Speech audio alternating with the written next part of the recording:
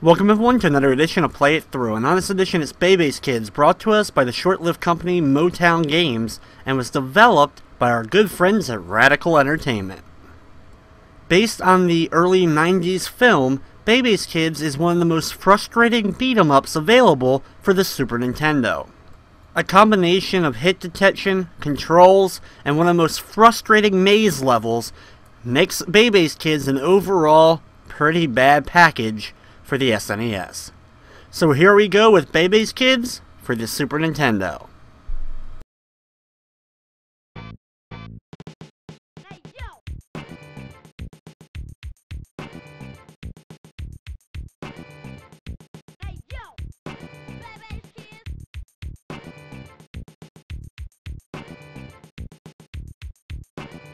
As the game starts up, you have the choice of either playing as LaShawn or Khalil.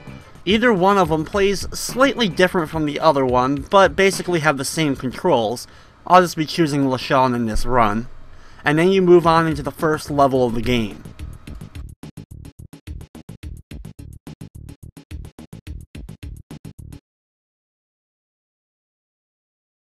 The first thing you'll try in Bebe's Kids, of course, is to attack the enemies. However, normal attacks to the enemies take so many hits, it's not worth it. So what you'll have to learn very early is the special attack, the uppercut.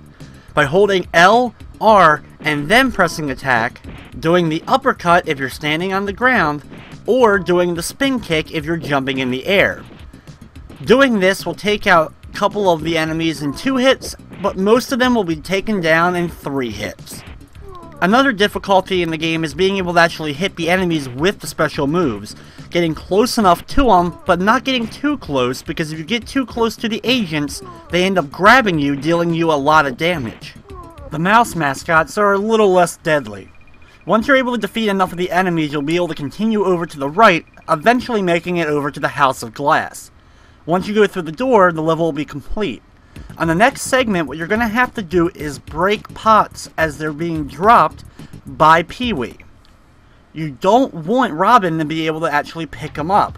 Every time he picks one up, it ends up replenishing the number in the upper right corner. So what you'll have to do is either do jump kicks or the uppercuts in order to actually attack and break the pottery as it falls.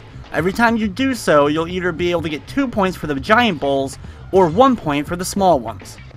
The timing on this will take a few tries, but once you're able to get the number down to 0, you complete the section.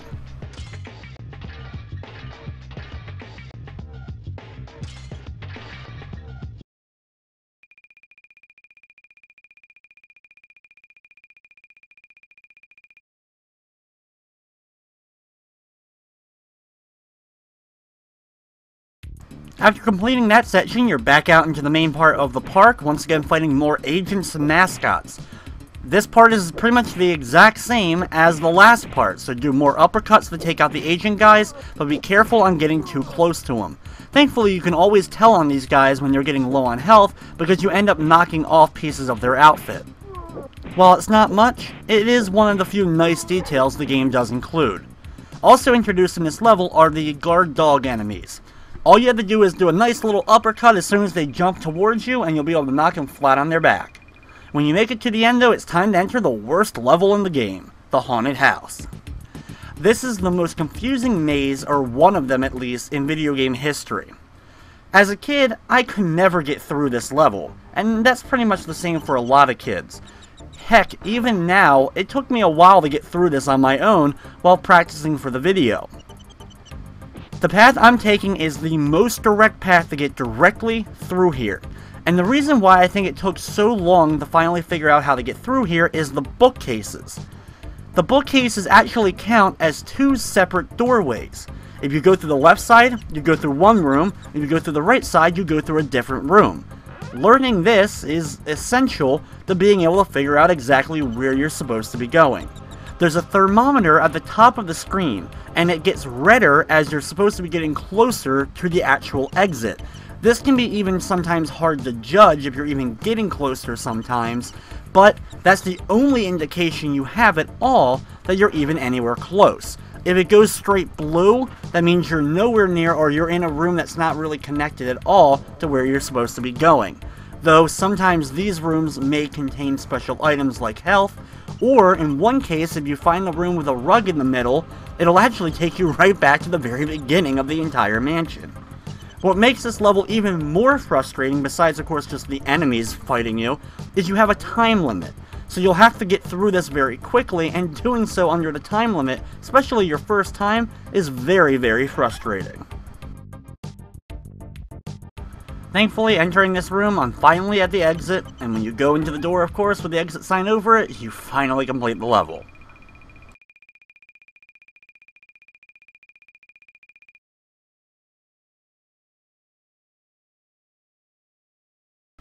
Once you've completed the Haunted Mansion, you're back outside for another one of those levels inside the park itself, taking out more of the agents as well as the mascot guys.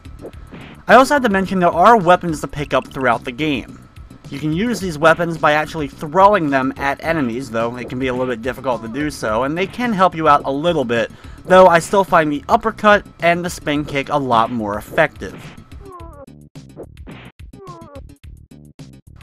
After taking out a whole bunch more mascots as well as the agent guys, you can enter the pirate ship to go into the Land o' Pirates level.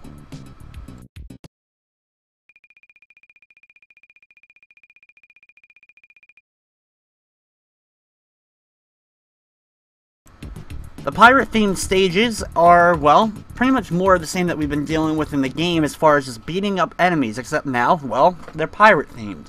Introduced here, besides a couple of normal enemies, are also parrots.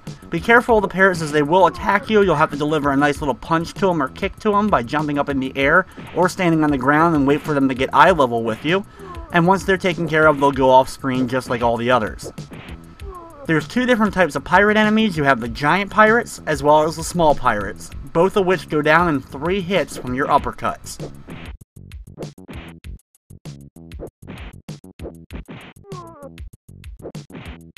Thankfully, there's not a whole lot to these levels. Just make your way through them, attacking the enemies as you go, picking up any food items that you see laying along the ground in case you do need to pick up some extra health. Of course, I find it funny that when you destroy the big pirates, their pants do fall down before you end up finally knocking them on their butt.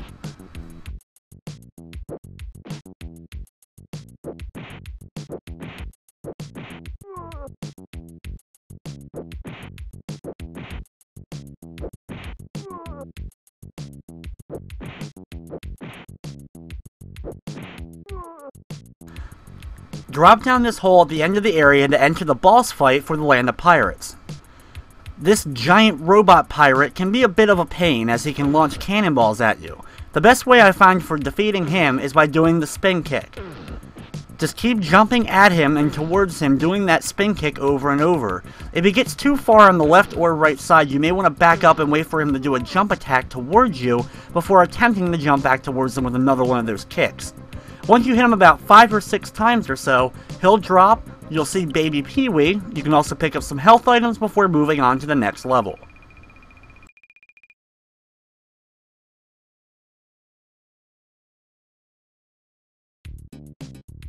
As soon as you enter the next in-between part of the park, be ready to immediately use the uppercuts to take out 2 dog enemies as they immediately jump towards you. Once they're taken care of, continue over to the right fighting more agent guys. This is the last part of the park before we enter the final stage of the game.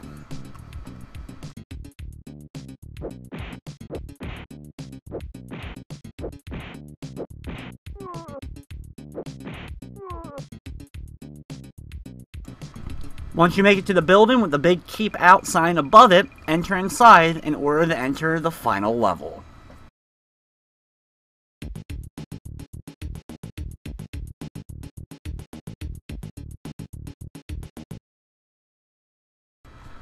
This area is a little bit confusing, but nowhere like the Haunted Mansion.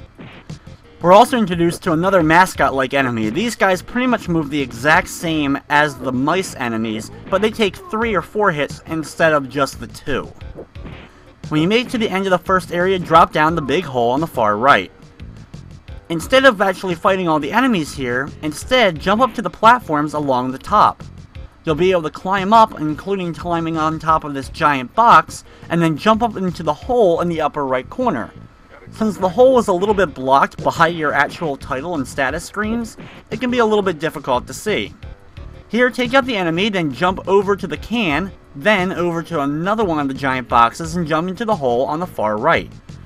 As soon as you land, just move over a tiny bit and jump back up. This will allow you to get on the opposite side of that same giant hole.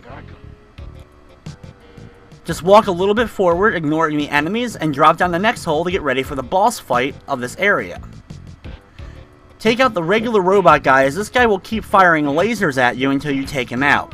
Once he's done, you can focus on the giant mechanical soldier.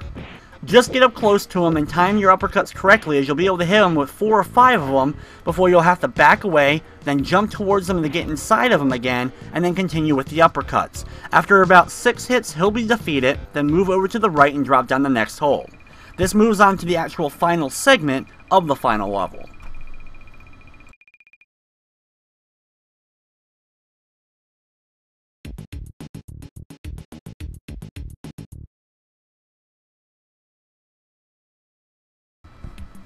The final area introduces another new enemy. These shepherd-like guys can be a bit of a pain, but you just have to do the uppercut like we've been doing to all the normal enemies in the game, and it takes 4 of which in order to defeat these guys. There's also giant mechanical bears, and easily my favorite enemies in the game, that will be running from the right sides of the screen, jumping through you, doing a little bit of damage throughout the area. Thankfully though, there's plenty of health items to pick up as well. If you reach the end of a section and you realize you can't continue, it must mean that one of the bat enemies that's on the ceiling is still alive. Wait for the bat to come down towards you and then deliver a nice little punch or kick to them in order to get rid of them, as you'll have to defeat them in order to get the screen to scroll. Just continue along doing the same thing you've been doing to all the enemies throughout the game, and eventually you'll make it on to the next screen for the actual final boss fight of the whole game.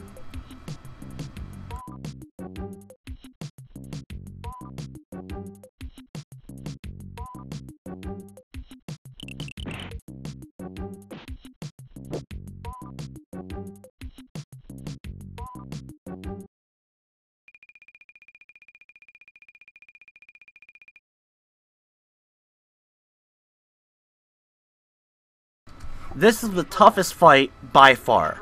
You're not going to be able to do the uppercut to him. The only way I've ever really been able to do damage to him is by doing the jump flip kick.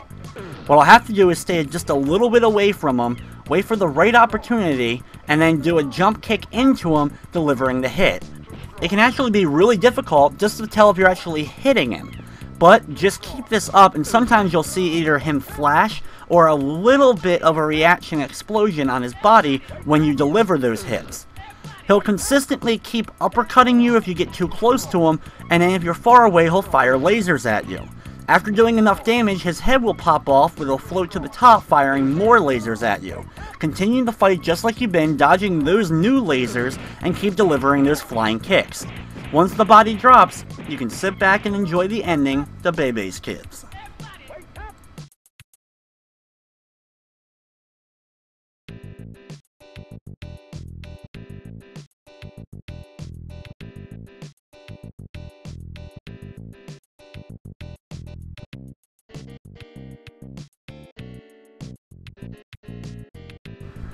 So there you go. Pee-wee unplugs the game, I guess, and then you go to the actual design and develop credits for Radical Entertainment, which thankfully only includes a few people, because you can easily tell that this game didn't get too much time worked on it.